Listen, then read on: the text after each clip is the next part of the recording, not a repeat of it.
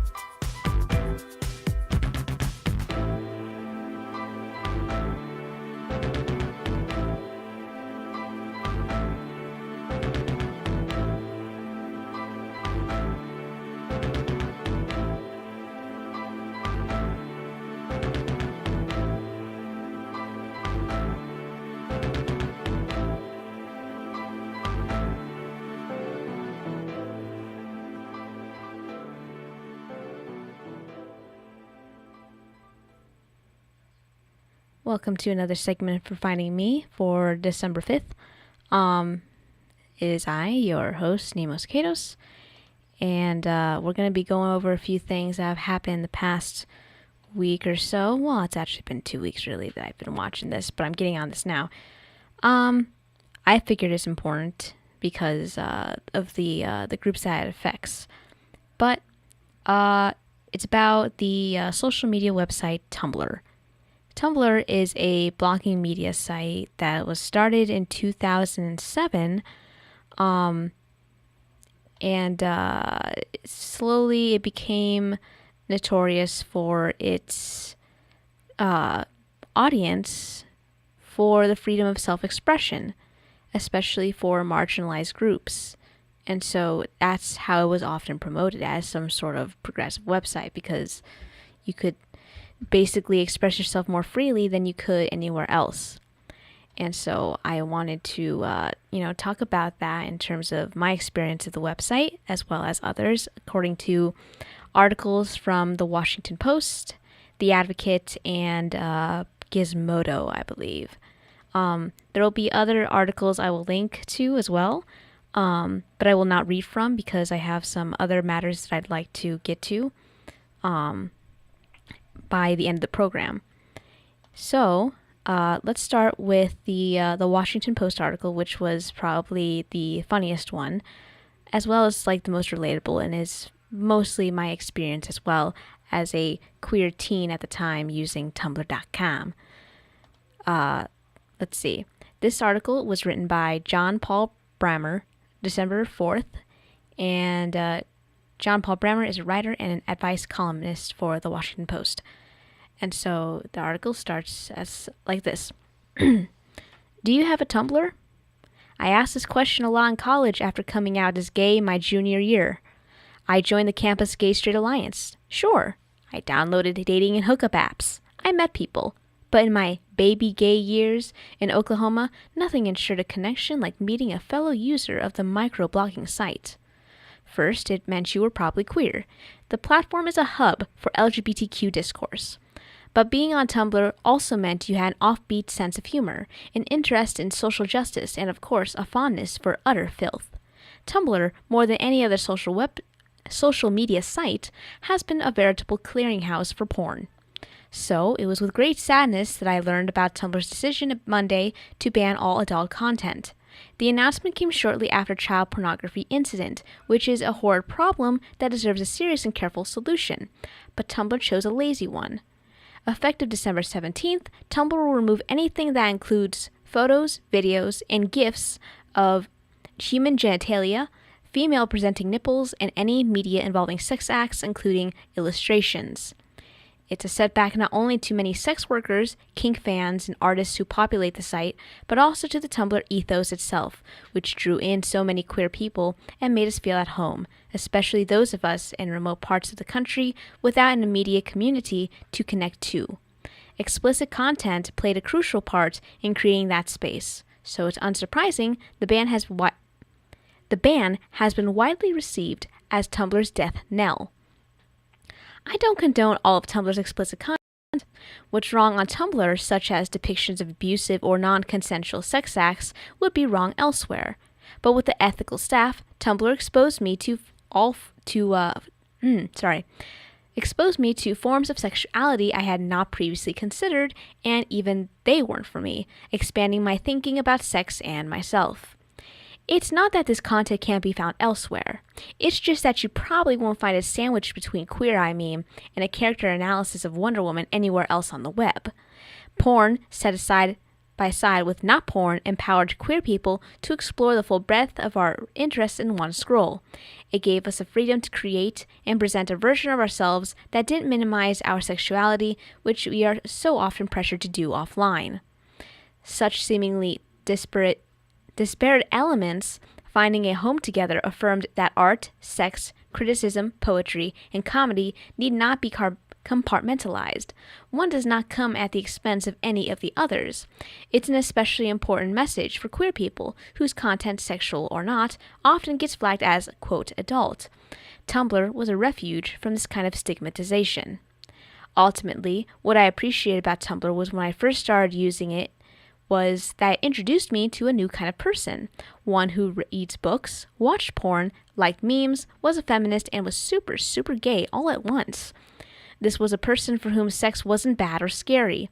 It was just a part of your personality, another interior terrain of likes and dislikes. You like Adventure Time, you like Harry Potter, and you like BDSM. Oh, and the Great British Bake Off. They're all just parts of you. I can look back now and recognize a lot of elements in this Tumblr persona that were pretty corny. But I won't deny that at the time, as a person dealing with a lot of internalized shame about being gay, and consequently being into gay sex, I found in Tumblr a path to access a different kind of knowledge of myself, of my desires, my interests, and my intellectual pursuits. For that, I have the sex workers and creators of not safe for work content at Tumblr to thank. As so many fellow mourners have pointed out, Tumblr is nothing without smut. Without it, the site is just a battle arena for teens who got a taste of queer theory and are ready to fight the death over the politics of Riverdale. And I suppose there will be a high-def photographs of foggy forests in Oregon and blinking gifs of string lights at night or something. Stuff Pinterest does better. I think the good people on Twitter, a platform many Tumblr users will no doubt be heading to now, had the right idea when they trended Rest in Peace Tumblr. We all recognize that it was erotic stuff, and the way it stood unapologetically, alongside clothed cultural content, that gave Tumblr its character. It's a shame the folks in charge are shuttering such an important space for the vulnerable people who called it home. And that concludes that article. So that was pretty much the same experience that I had growing up on Tumblr. I think I started my blog somewhere between 2010 and 2011. I was active. And I had one blog there when I was just kind of a cringy teen, just, exploring myself and my identity and what I liked and disliked, and learning about a lot of my identity stuff there, along with at high school, which was only accessible through the library. And oftentimes I just felt like I couldn't access that all the time, whereas I would have free resources that were linked online through Tumblr, and then I could just pick that up and read it and then be like, whoa, I didn't know that existed, and maybe that's me. So a lot of time, like when I was researching the transgender identity growing up because of a friend talking about their possibility of being trans, I was like, okay, well, I'm going to support you no matter what because you're my friend, so let's take a look at the info about that. Like, what can I do to support you? And you tell me what to do, but also I'm going to do some research. And that's when I also found out about myself in that process. So, Tumblr, for what it was worth at the time, it was a decent resource where people could gather into a community circle of sorts and then share information and the knowledge, as well as, some of the raunchier stuff that people didn't realize they were into, and some is not inherently wrong and some definitely is, and you have to probably get checked out for that. But you learned about yourself there, and you became more familiar with who you are as a person. And along with the LGBTQ stuff, for me it was also picking out things like for Mexican culture and finding other LGBTQ Mexicans, Latinx folks, as well as, just finding out little things about, like, for example, my autism that I didn't know before had a name to it. Like, for example, executive dysfunction was something I picked up on, where you want to do all these things and you probably have the energy for it, but you kind of get stuck in the middle of it. And so you just, you're not able to move forward to start that task or finish it. And you could have probably done it many, many times before, but the brain, at least for some autistic people, it doesn't work that way. Or even audio processing issues. Sometimes that happens to me where my hearing goes out, and like some people might call it selective hearing or whatever, but for me it's just like, it's gone and then it comes back, and then I'm back in the real world again, and it's just like, oh crap, where did I go? And I have to always like rewind whatever audio work I'm doing at the time, or ask someone to repeat what they said, or someone will say they said something to me and I assume they never said anything to me, but what happened is I literally did not hear them and my brain did not process it. So sometimes I need that repetition, as annoying as it is for me and the other person. So, little things like that helped educate me about myself, and it's just really sad that all these resources are going to be flagged unfairly versus the actual danger, like, children being victims of this child pornography thing. And with that, artists get affected for doing not safe for work content, LGBTQ people trying to educate others about identity and safety, sex workers, stigmatization. So moving on to this Advocate article. Let's see, it is by Daniel Reynolds, published December 3rd, and I'll just read through this as quickly as I can. Tumblr is banning pornography. The social platform announced Monday that as of December 17th, it would no longer allow adult content regardless of the age of the viewer. Moreover, it is encouraging users to report any adult content that they come across. Content that is flagged will revert to a private status that can only be viewed by the user who posted it. Users can appeal this designation by clicking on a button on the post. What is adult content? Adult content primarily includes photos, videos, or GIFs that show real-life human genitals or female-presenting nipples, and any content, including photos, videos, GIFs, and illustrations that depict sex acts, Tumblr explained in its revised community guidelines. The post announced that there would be exceptions to the new restrictions. These include exposed female-presenting nipples in connection with breastfeeding, birth, or after-birth moments, and health-related situations such as post-mastectomy or gender confirmation surgery. Written content such as erotica, nudity related to political or newsworthy speech, and nudity found in art such as sculptures and illustrations are also stuff that can be freely posted on Tumblr, according to the update. Tumblr, which allows users to post multimedia content to its blogs, has been an online resource for many in the porn, LGBTQ, kink, and queer artist communities since its founding in 2007. Historically, porn was permitted but censored with filters like its safe mode. However, the 2017 acquisition of Tumblr by Oath Incorporated, a Verizon subsidiary, led the platform to amp up its censorship and left the future of adult content in question. Many worried on Twitter that the new guidelines would lead to targeted erasure of LGBTQ content. They are trying to disappear us, said writer and LGBTQ activist Anthony Oliveira, who alluded to the larger trend of queer erasure happening on the behest of the Trump administration. And here's a tweet. Tumblr was one of the few vectors for grassroots queer art, and banning adult content will disproportionately stunt and hamstring those artists, so of course that is happening in 2018. They are trying to disappear us. Live in defiance. Others also feared that the change in policy was coded more to ban queer media or even access to sex education. Carlo tweeted, "The whole not safe for work thing for Tumblr is only a step from them banning gay content and shiz like YouTube YouTube that constantly flags innocuous gay content as adult because they're homophobes. Allison Moon tweets, "Porn is not sex education, but terms of service that remove porn also remove access to sex education. Making sites family-friendly actually makes them hostile to kids looking for real information and educators like myself desperate to reach them. #Tumblr." Crystal Frazier tweets, "The looming question I have in light of a Tumblr new ban on adult content is how long until they declare anything queer to be adult content by default." And it links to a Verge article. Alil Cruz put a screen cap of the new community guidelines and tweets, "So, Tumblr is deciding to ban adult content, which will harm not safe for work artists and sex workers, on the website starting on International Day of End of Violence Against Sex Workers." Cool. Look it up. It's true. Craigslist shut down its personals section in March, with many likewise seeing the move as disproportionately hurting sex workers and LGBTQ people seeking community. And that concludes that article as well.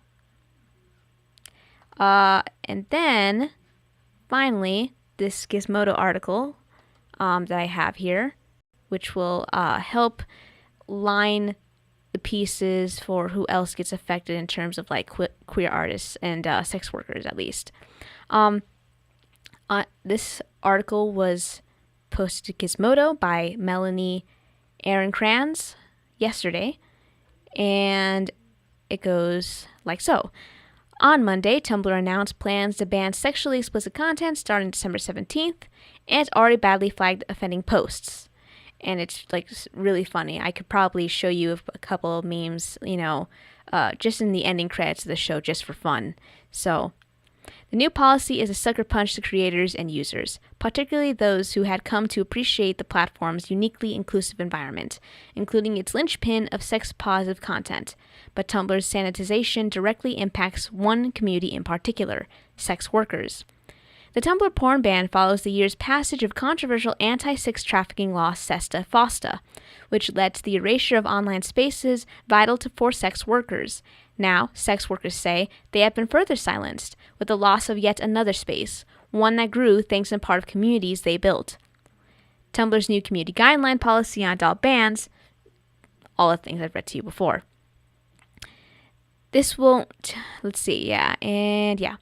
Liara Rue, a sex worker and activist, told Gizmodo that her first reaction to the news that Tumblr would no longer allow people to post adult content was one of betrayal. Tumblr has, for a long time, been a place where people who are sex workers or people in the queer community especially have been able to build spaces where they can, cultivate these very niche communities and promote their work, she said. Rue added that she's already witnessing people self-censor or have their content flagged, and she plans to go through her own Tumblr account to ensure she deletes any content that might violate the new policy. She points out that this is especially sad because she loved her Tumblr fans and feels they were more respectful than people on other social networks. Last month, Tumblr disappeared from Apple's App Store. At the same time, users who posted adult content claimed that their blogs were being deleted. This was confirmed, and some of them have not gotten them back, as I mentioned before. The push to scrub the service of sexually explicit content has been partly attributed to Tumblr's parent company, Verizon's Oath, ramping up effort to eradicate child sexual abuse material from the platform, although the company has implied that child pornography and the ban of legal adult content are unrelated. Kinda weird.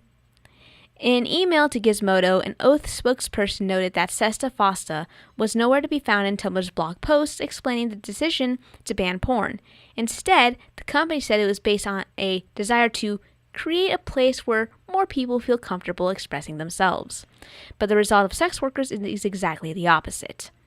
Tumblr provided a free service that many sex workers relied on to share their content and market themselves. Daniel Blunt, an NYC-based Prodom told Gizmodo. Blunt said that she created a Tumblr profile after SESTA-FOSTA was signed into law because she was concerned her website would be taken down. The resources that we use to build community and work are disappearing. Platforms are erasing us from the web, Blunt said. Whorephobic and femphobic censorship, like the Tumblr ban, will continue to harm already marginalized communities. Tumblr's adult content ban is another example of how companies use the labor, imagery, and content of sex workers to build their businesses on our backs and then kick us off their platforms when it becomes inconvenient, Blunt added. Rue said that she knows sex workers who had been kicked off of Facebook, Tinder, OkCupid, and Instagram. Tumblr's following where the internet seems to be headed, one that is unwelcoming to sexual content, forcing other users to self-censor or risk being erased. What this does is reinforces the stigma, and it's already isolating when you're no longer able to use the same apps that your friends use, Rue said, adding that this results in a real sense of shame. And so when you force sex workers off of platforms like this, you're making it even harder for them to build positive social lives to end stigma, Rue said, because there's no way to make people see us as human if we're no longer allowed to share our stories in a personal way on social media. So, that's mostly all I have for you on that because of the marginalized groups it affects, especially LGBTQ folk, considering that there are a lot of LGBTQ folk in sex work, period. So, and I've already talked about, sex worker exclusionists people and TERFs and all that. So you can check those previous shows out so that you can get a handle of that. And so I'm going to do a favor for a couple of friends that I've grown to love in my queer fandom communities. So hopefully you can help them too if you can. It's December, the holidays. It would be good to help somebody out that needs it, especially these people. Their names they go by the names Corpse and Mivelin.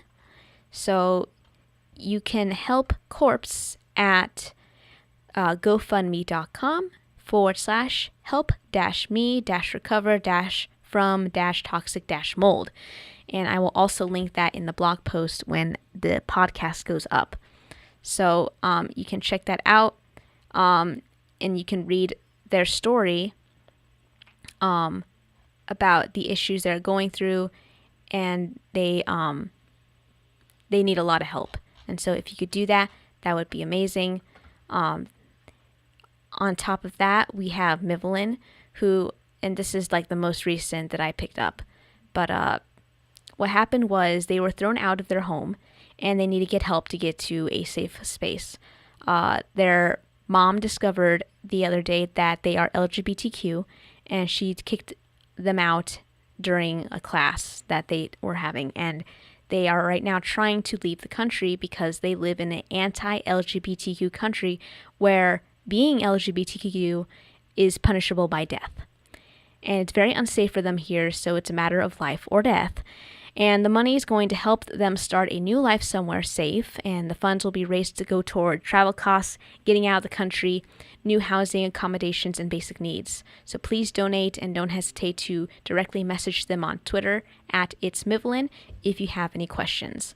Currently, they are up to, for Corpse, they have reached $555 of their $7,000 goal to help bring their health back up as well. And then Mivelin has about 203 pounds out of the 11,000 that they need to leave the country that they are in. So if you could help them out, the second URL for Mivelin is gofundme.com/2HKS5-helping-a-friend-in-need. So I'll probably drop that as well in the blog post on kpppfm.com/find-me, and just look for the December 5th entry, or rather it will probably publish on Friday of this week, so try on December 7th. So thank you so much for listening, and have a good week, and I'll see you next week. Did you find yourself today while finding me? Feel free to send me a message. You can contact us at 701-566-0917, at Nemo Potatoes on Facebook, Twitter, or Instagram. Contact me through my contact on kpppfm.com/finding-me on that tab, or email me at nemo@kpppfm.com. If you'd like a sneak peek to the building of Finding Me programs in the future, consider becoming a patron at my Patreon at patreon.com/anemonefish. Follow us on Facebook at 88.1 FM Fargo Moorhead, the People's Press Project, and Mexi-Can. Donations to Fargo Moorhead's newest low-powered commercial-free radio station can be made at our website on kpppfm.com/donate, and check out our underwriting opportunities at kpppfm.com/underwriting-opportunities on how you can support the first queer radio program in the Red River Valley. Thanks for tuning in. See you next month on the first Wednesday here on Finding Me.